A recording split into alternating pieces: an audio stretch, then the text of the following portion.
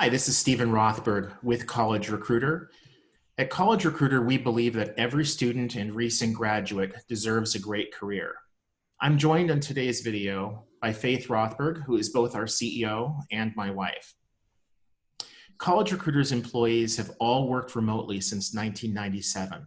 So a lot of the remote work issues that we're all having to deal with right now due to COVID-19, kind of old hat to us. We've dealt with a lot of them over the years. We've certainly made our share of mistakes, and we've also learned a lot. And we thought that it might be beneficial to our employer customers as well as other employers to share some of the lessons that we've learned, both good and bad. Faith, question for you. From an employer's perspective, what are some of the benefits and drawbacks of remote work? Great question, Stephen. So one of the big benefits, I think, is really the future of work. So we've heard a lot over the last 5 years for sure. There's books written, experts talking on webcasts and TED Talks and things like that about how there aren't going to be as many physical buildings, workplaces, and that there's going to be much more work remotely. I think that this COVID-19 experience is going to be speeding that up significantly because employees are going to get used to and see what it's like to work remotely if they haven't before. So one of the benefits of doing it now is that for the employers, you're going to find that as a company, you're going to have more flexibility in the future around who needs to be physically in a building or a manufacturing plant or whatever, and who doesn't. And it will allow for flexibility in costs of those physical leases or owning buildings. And it will also impact the way that you manage those people. It will give the employees a lot more flexibility around being as productive as they can, meaning that you keep them happier. It's a benefit. Some of them might be able to work 3 days in an office and 2 days telecommuting, as we usually call it, or working remotely from home. And those benefits, that is a new benefit to some of those employees.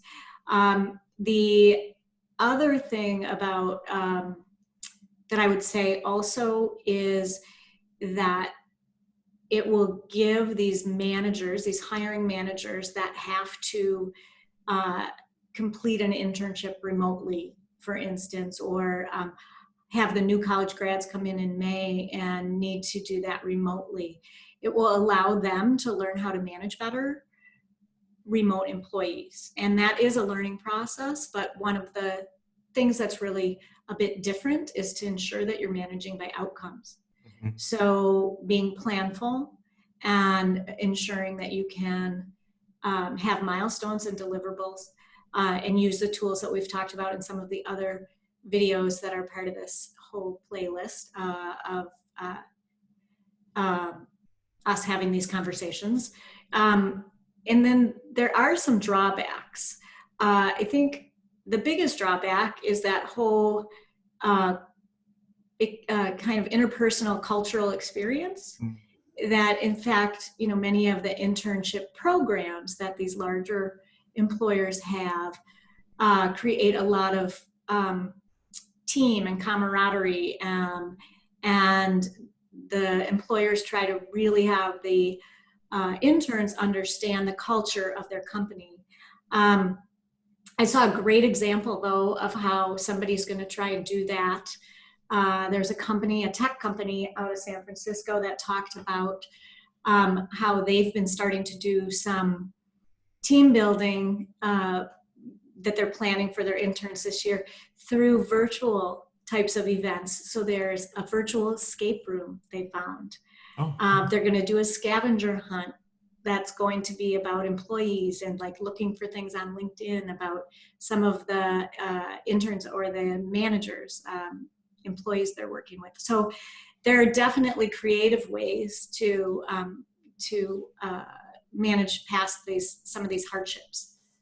So you could do a, find your fellow intern who went to University of Pennsylvania and worked in an ice cream shop or Yeah, something. exactly. Okay, Exactly. And have a big cool. list. And then the one who gets the most of them right kind of Right. wins, which Yeah. is also fun too. It's a game. Yeah. And I can definitely see that sort of bringing people together, and it's not solely a professional, I've got this work, you've got that work. And it's, especially for people who were at the early point in their careers, that camaraderie is very important. Yeah, absolutely. So I can definitely see a drawback with a remote workforce, that there are definitely going to be managers who are going to really struggle with this, that Absolutely. they are used to managing by process. Did you show up at work at 8:30? Did you leave at 5 o'clock? Right. Did you, when I walk by your desk, are you working hard? Um, Right. Right. and it's one thing to answer a whole lot of emails if you're in customer service. It's another thing to actually service those customers well. Just Right. answering a lot of emails doesn't mean that you're servicing those customers well. It's part of it, but Right. I think that managers will definitely have to adapt. And I think that there are already managers who are really, really good at managing by outcomes, and this is going to allow them to be to flourish and to be better recognized within their organizations. Absolutely. Stephen, you make me remember a phrase that we used to always say, used to always say it to you when we talked about our own performance and our employees' performance. And we would say, we don't need to work more. We Yeah, need to work smarter. yeah. Smarter, meaning we know what we're trying, what the outcome is, and we're going to work toward that outcome Yeah, and have milestones to get to there. So, yeah. and that doesn't take just more hours. Sometimes it can take less hours if you're planful. Yeah, So, I heard somebody a week or two ago talking about their migration to a remote workforce, and mhm. I can't remember what organization he was from, but basically he was saying that he does not want his employees working more than 40 hours a week. What he wants Right, from them is the best 40 hours of their week.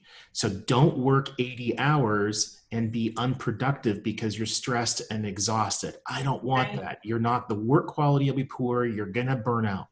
Give Yep, me 40 hours. And if that means that you're going to work from, start at 5 in the morning and work for 4 hours and then take 3 hours off to go to the gym and then come back and work the rest of the day, great. If that means starting at 11 in the morning and working 10 hours and working 4 days a week, great. I want your best 40 hours. yeah, I thought that was brilliant. yeah. That makes a lot of sense. Yeah. All right. Well, thank you. Yeah, thanks.